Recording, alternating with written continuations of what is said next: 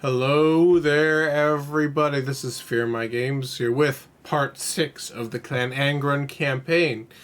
We left off after losing Karak Bufdar and Zeragzil to the Manblight tribe.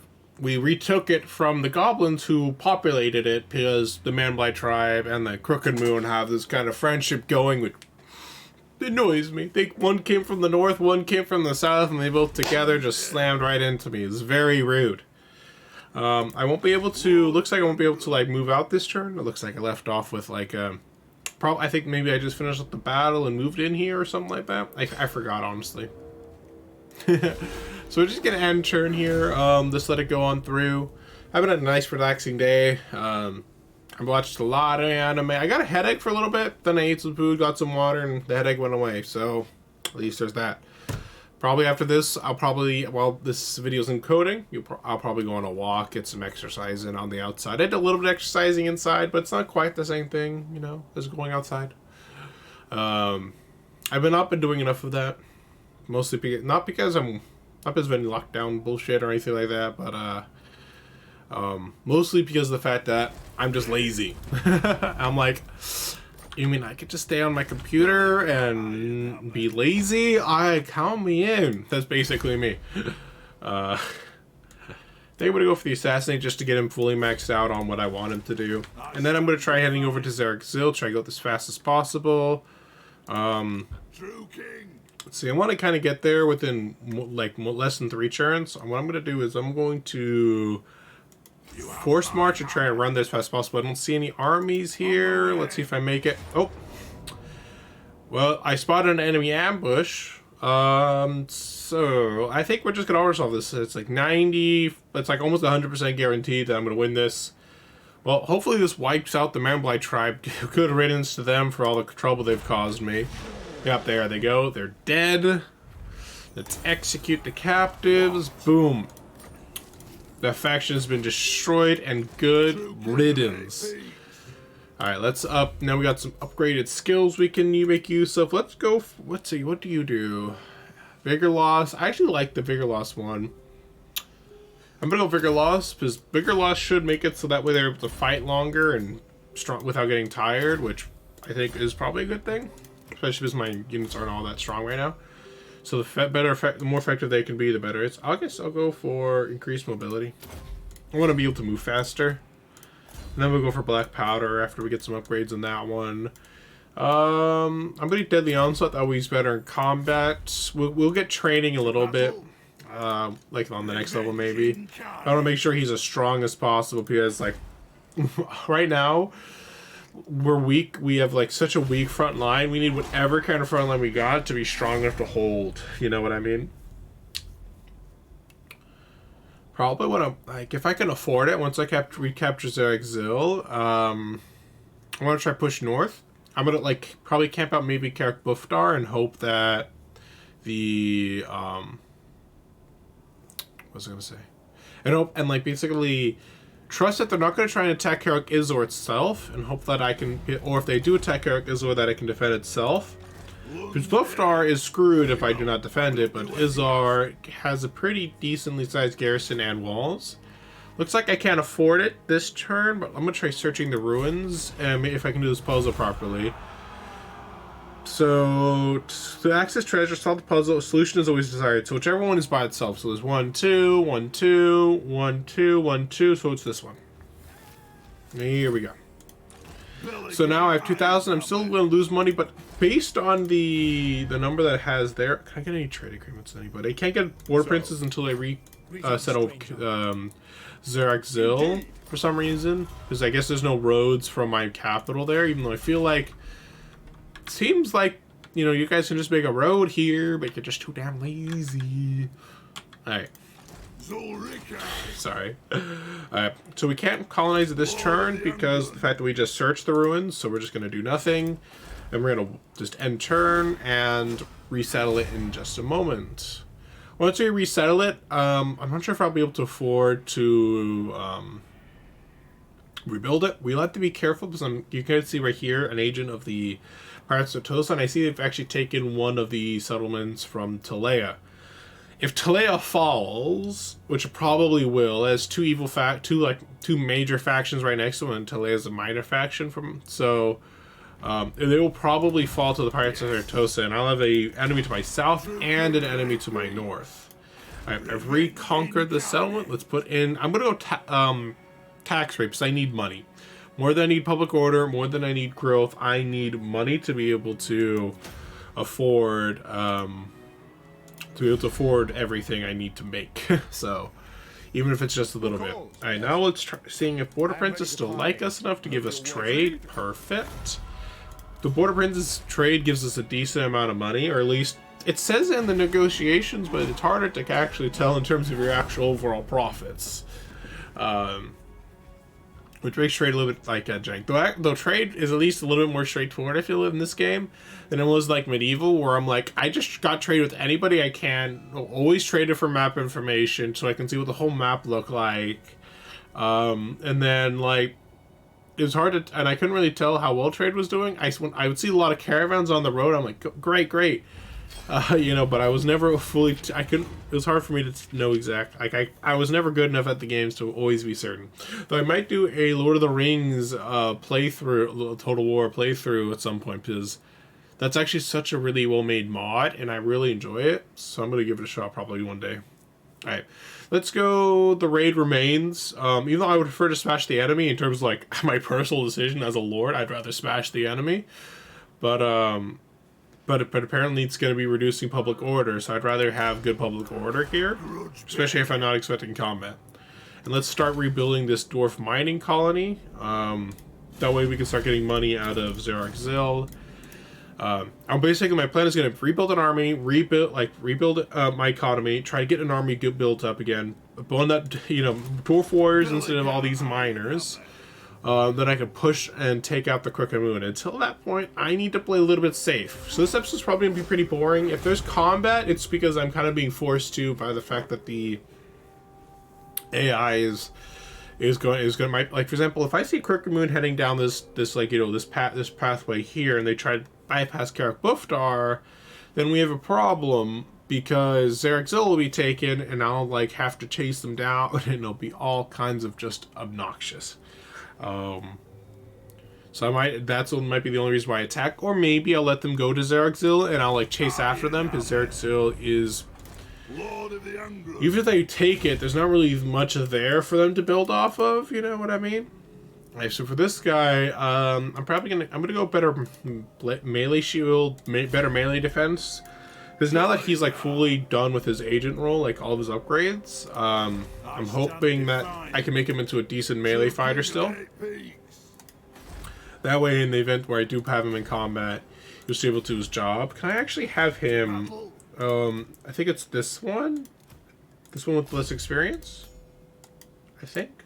Oh no, the one with the most experience is actually the agent one. Okay, I'm gonna have him actually try and go ahead. I want him to scout and see if the Crooked Moon try and go down this path again. Because that's where they came in to invade. They didn't go the underway here. They went they walked around. So he'll at least give us like a little bit of a forewarning there. And I can also try and use him to assault the enemy army immediately when he sees them.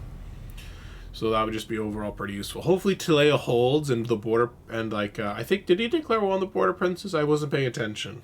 If the Pirates of Sartosa declared war on the Border Princes. But if they did, then hopefully these two could hold long enough for me to deal with my north. Once I secure my northern border, I should be pretty good for a while, because the Empire I shouldn't have much problem with. But they're part of the Order tide, just like me.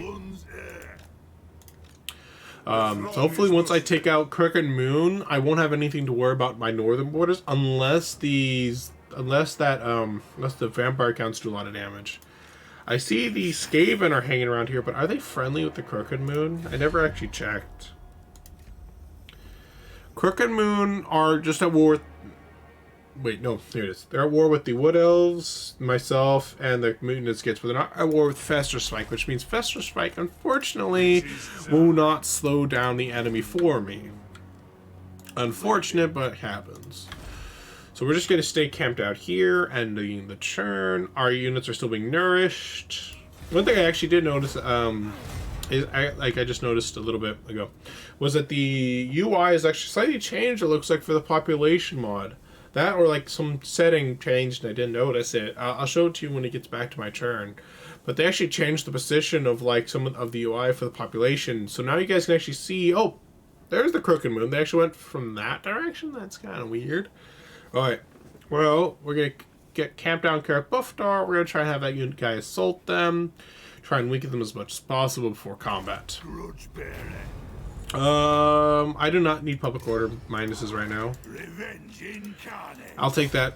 The public. Come on, you can do it. Yes, he assaulted their army. That's actually was a nice amount of damage. Good job. Good job, my dude. Hopefully that agent of theirs actually also attacks them too. That would be amazing. Okay, cool. I can afford this. This is going to give me a nice amount of money, and if I ever need to build more grudge throwers or quarrelers, then I'll get more money. I'm perfectly happy with this. So Xerox Zil, I want to make sure that I want to build that one up into more of a defensive settlement. I can't get it upgraded. I want him better in melee. Scar veteran. We'll worry about training later. Xerox Zil, Xerox Zil, you'll just have to hold on your own and hope for the best. There's the corruption. I'm assuming it must be coming from the Pirates of Sartosa to my south, which means I need to deal with, probably once I deal with my north, probably my next target will be the Pirates of Sartosa. Once I take out the Pirates of Sartosa, I'll probably go for Clan Skyer. That way I've kind of like secured myself against like some of the most common enemies, and then I'll push east. Because I want my home, this like home base to be as secure as possible before I go trancing across the continent, making war on my enemies.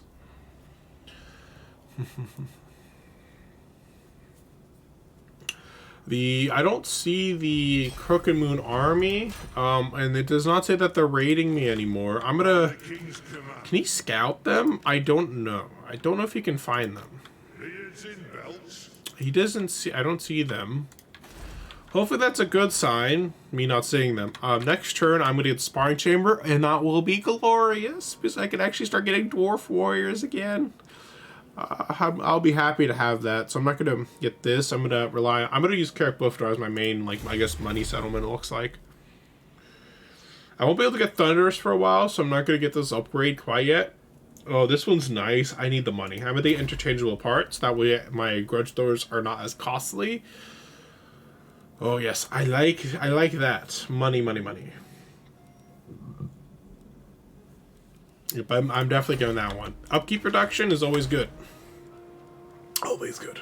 So with getting the as part of the garrison mod that I have, it should make Xerox a little harder for the enemy to take if they are able to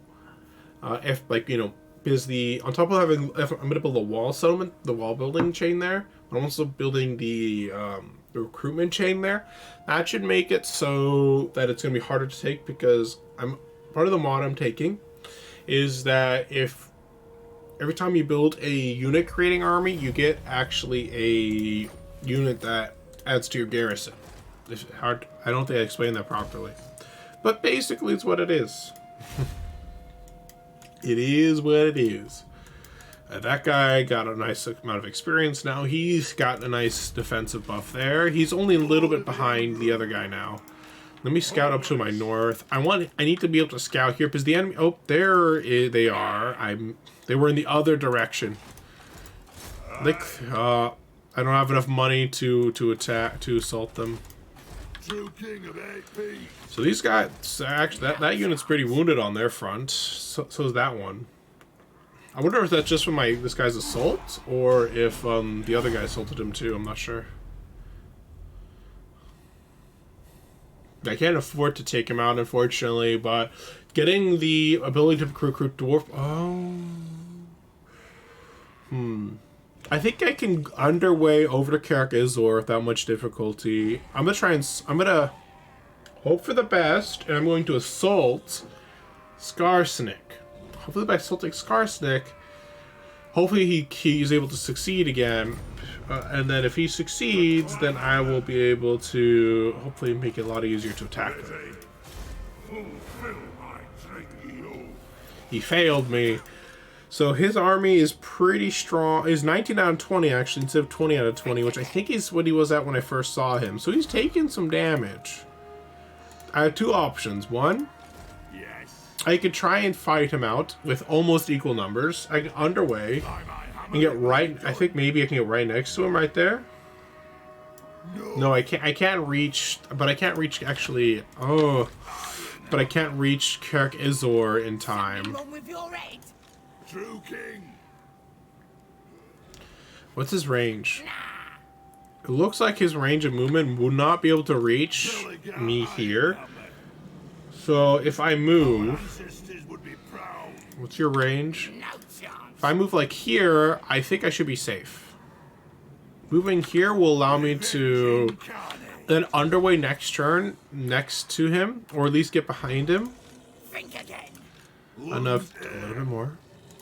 I should hopefully get close enough to like maybe like scare him off a bit. But I do not want to get close enough for a melee fight. The reason why is because the fact that, like right now, because if he attacks me, then my army's probably not going to be able to take him out as easily. So it's kind of a balancing act right now. It's unfortunate that he failed in his assault.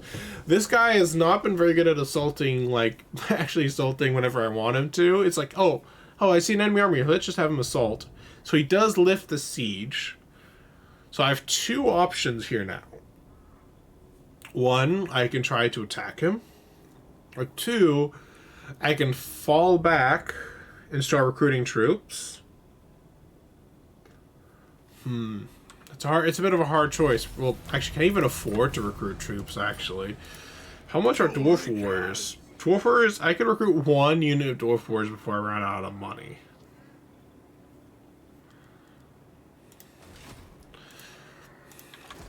And it would take how many turns? 3 turns. Oh, I can get this one, though. A special unit. Hey. I like it. No chance. Grudge bearer. I think this is probably going to be the best opportunity for me to attack him. Strike the runes. That way he can use his special abilities more often. Let's increase mobility of the army. Alright. Now the question is, do I assault and hope he's actually useful, or do I bring him into the army? I think I'm trying to bring him into the army, so... On to vengeance. Yes. I'm going to have him merge with the army. That way I'm at full strength and I'm going to attack. This battle will hopefully go in my favor. Goblins versus miners. I would say miners are a little bit better. Hopefully. But if nothing else, I have this super powerful unit of Dwarf Warriors, and my army composition is definitely not ideal, though. I would rather have a little bit different one. I could just auto-resolve it and win. Part of me is honestly worried about losing this. But hey, it wouldn't be fun if I made it. It wouldn't be as exciting if I just auto-resolved it, right? I'll just have to fight it out and hope that I'm able to meet with, hopefully, win. Oh. I auto-resolved the Man-Blight Tribe because I felt it was more like it's going to be more work than it was worth, considering how much army I had compared to how much army they had. But this one's going to be pretty close. I'm going to give it a shot. Looks like they're most likely going to attack me because I have artillery. They don't. I need to make sure I protect my artillery, because from their pump wagons. Their pump wagons are actually going to be a pretty big threat. So I need to make sure I protect my artillery train. Probably what I'm going to do is I'm going to just sit right on top of this wall. I'm not this wall, but I'm right on top of this hill. And just try to pepper them, essentially. I'm going to try keeping my army relatively close together. The reason why is that they have more. While we have a slightly higher, like they have 19, we have 20, but I also have more heroes than he does, so they have more units than I do. So we do need to be a little bit aware of that. So we definitely want one unit of miners at least on the flank. That should hopefully be able to, like, deal with any of the pump wagons that get in. We're going to have this guy here, and how many will it be able to affect? At least most of them, all except one, it looks like, of those guys. That's perfect, actually. I'm going to group these two guys. I'm just going to group all of these guys real quick. The reason why I'm trying to group them together is that way I do not accidentally select the dwarf miners I assigned to flank and be like, oh, I have nothing defending me anymore. Oops, that would not be a good thing either. And we're going to try basically having like a little bit of small gaps here. And try and like concentrate the enemy troops a little bit more. We'll have to do a bit of micromanaging when it comes to the how my grudge throwers fire, because what's the minimum range here? I actually need to be careful. I actually want my miners a little bit further down. I want them to be like just outside of their minimum range. Just like maybe, or is that technically just inside their minimum range? Either way, involving their minimum range, I'm going to try and position them in such a way that they will be able to still get the value out of my grudge throwers in combat. I'm also going to put my rangers in like basic kind of like on the hill above them. That way they can still fire over their heads as well. That should hopefully optimize my ranged advantage. I'm going to move my this dwarf warrior thing here, because he's going to be our strongest melee unit, which means he's going to need to be in the front. I'm going to have this miner in the back, more of it just in case than anything else, and then I guess maybe I'll have this one on the... I got an idea. You are also going to be on this flank. And what I'm actually going to do is do not automatically fire. And what I'm going to try doing is I'm going to keep this guy up here for a flank, for like just to protect from a flank. Sorry. But I'm also going to try and actually no, this one's the one okay. And we're going to have these two guys try and flank around in the melee. And basically, I'm gonna try and closing on them. This one stays behind and protects the grudge throwers, and then we use our melee, our lords, a little bit ahead of the troops, in the hopes that they actually kind of go in on them more than anyone else. I'm gonna have my lord actually back, and I'm gonna put this one up front because he's the strongest one. Put this guy also up front. Keep my runesmith in the back because runesmith. I think everyone's in position though, so I think this is the best we're probably gonna get in terms of like way we can set up the army. At least the way that I know how. I'm not with what composition we got. These guys look cool. Look at the flaming axes. They're a little bit more rarely correct color than the rest of my guys, but they do look pretty cool. And compared to just these miners. Kazuki, Kazukai, Kazuni. Those beards, man.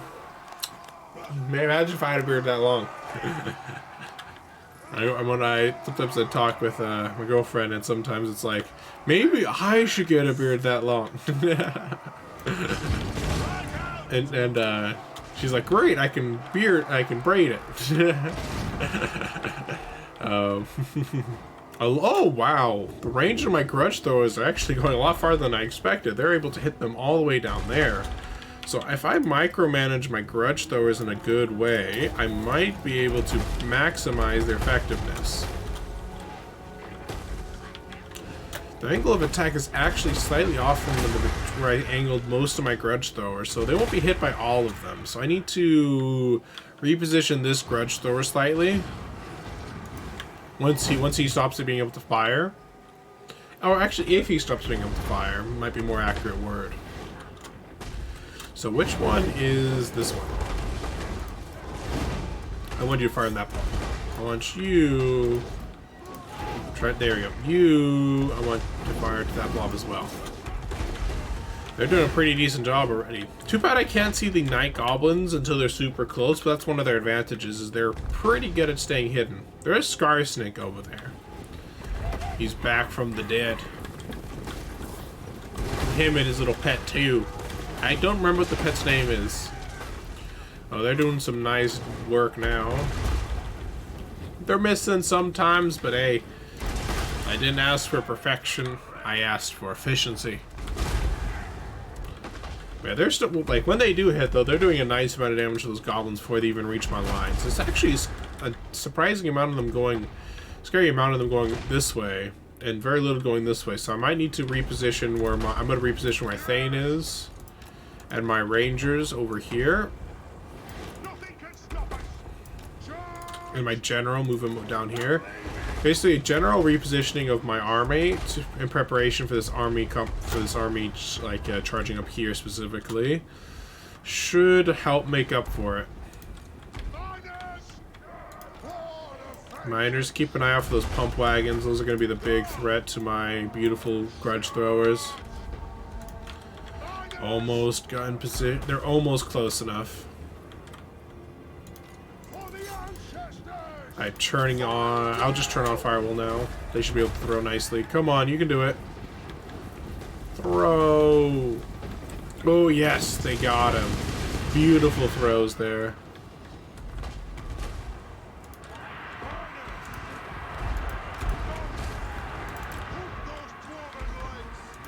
There, that one's doing a nice work, doing some nice work already. Okay, that one's gonna need some assistance. Nothing can stop us. Where are you? Where's my engineer here? You. Oh, there. Ah, my flanking force is flanked.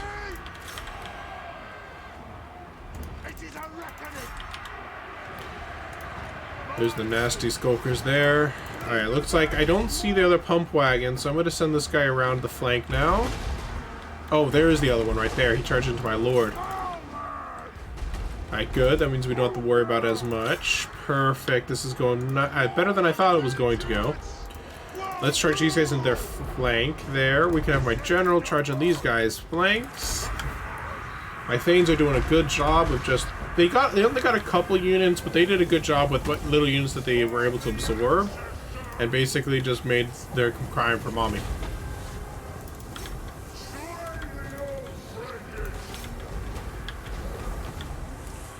So that miner, I think, just routed. Not too surprising. He was outnumbered. They're fighting outnumbered. They're not exactly the strongest unit in the dwarf army. Where's my runesmith? Can you reach here?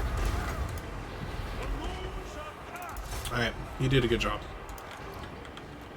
So now these guys should take a little bit less damage for a little bit while my runesmith goes into there to assist. I see enemies preparing over here to do some stuff. I saw them sneaking in. So I'm just going to reposition my troops a little bit, ready for a charge on them. You take the high ground while my other guys charge directly.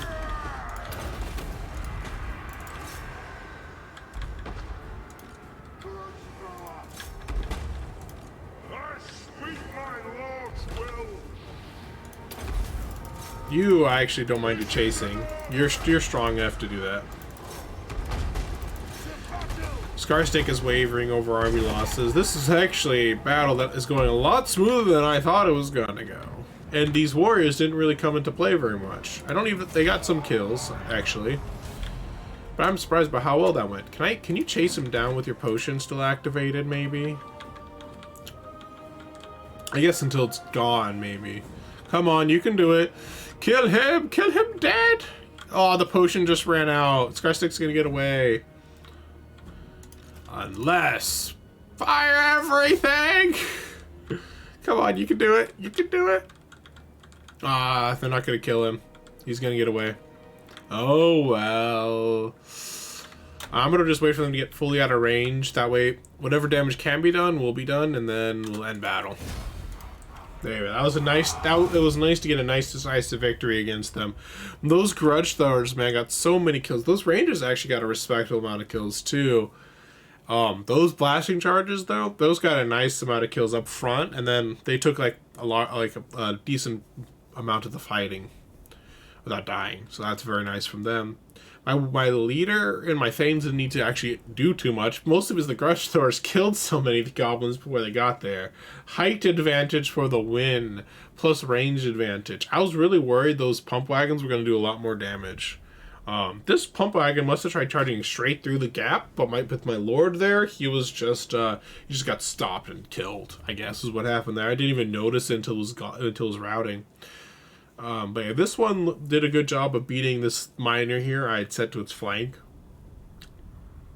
I'll need to keep that in mind that they're pretty strong. I'll execute the captive. Scarstick might get away. I don't know if I have enough movement to catch him. Yeah, he's a bit too far away. I think I'll need to chase him down just to be on the safe side, however. But I did get a grudge removed, so that's always nice. Before I upgrade this, I want to get my money ready for the next tier, and then once I have enough money, I'll upgrade this dwarf outpost. I'm not gonna lie, it was quite nice getting a decisive victory for once.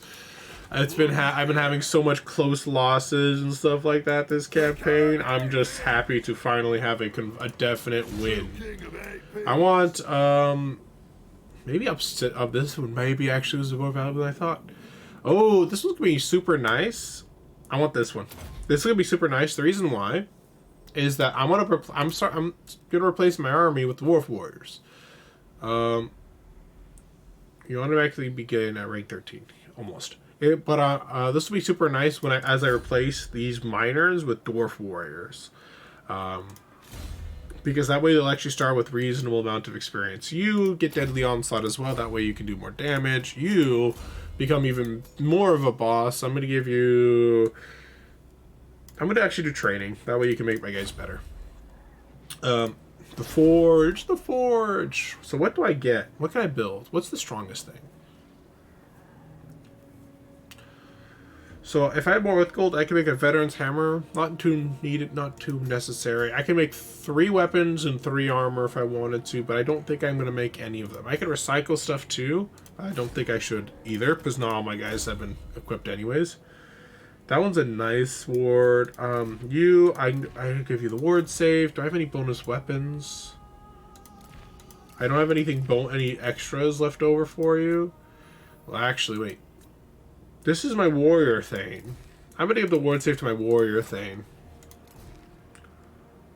And I'm gonna make a weapon for this guy and some other stuff. That way he's even better in melee combat. Probably the miner's pickaxe, because there's a lot of them mostly in melee. Because I don't think I can make anything better for him. So let's do the miner's pickaxe. And give it to him.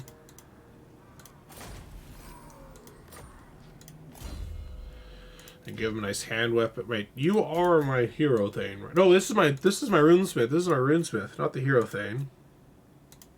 This one's the hero. No. Which one's my hero thing? I've officially lost track of him. I think it's this one. I think it's this one. Yeah, he has a relic sword. Oh wait. So you get the rune save. I'm gonna give you the miner's pickaxe, and then the other thing will get your relic weapon and shit out of luck. Okay, there we go. All is right in the world. But yeah, buff. Now, basically, one of the things I regret the most, I would be most sad to lose right now would be Karak Buffdar. And that's where he's going to right now, which is a problem. I'd be most sad to lose Karak Buffdar because of the simple fact of the matter is that it's basically my economic hub right now. So if I lose it, I lose so much income. I'll just auto-resolve it. I lost a unit of miners actually from that. Oh well. I was gonna disband that unit anyways.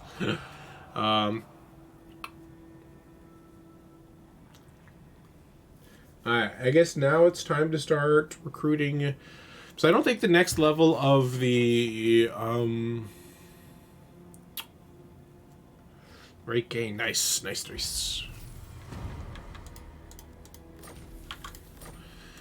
Because I don't think the next rank gives me any better melee. I'm sure they give me Quarrelers, which Quarrelers would be really nice to get, but I want Dwarf Warriors now.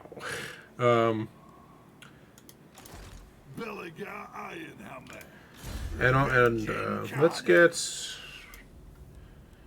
Lightning Strike just in case, because that might be super important in the future, in the near future, if like I'm going to attack a Skaven settlement, for example. No, no particular reason why I say Skaven Settlement in particular. I accidentally clicked the wrong one. You're maxed out basically for all your spellcasting stuff. The dampening might be useful. Not 100% certain actually.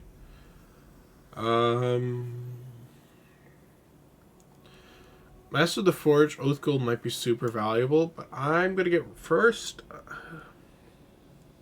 I think I'll do Master of the Forge. I do want some of that Oath Gold, so I can start building more and more stuff, and without not having to rely on other stuff for it. So I'm gonna go for increased mobility again. That way, this army can move about a little bit more effectively. I'm gonna camp out, I guess, in Karak Azor. Setting forth. For now. Lun's air. And then we're going to start recruiting. How much is it to recruit one unit of Dwarf Warriors? And it doesn't take too many turns now. Alright, perfect. I'm going to first do the first set of miners to get removed. Yeah, there we go. I disbanded the perfect amount. Okay, having these Dwarf Warriors will make it so our front line's a lot beefier. And then my next goal to replace these miners with, while I might not do that immediately, is to replace at least 2 of them. Maybe more. Maybe like at least 2. No, I'm going to probably go 3 of them and make them into ranged units. I would love Thunderers, but it's probably going to be Quarrelers for now. And then later on I'll upgrade it to Thunderers. This is most likely what I'm going to do.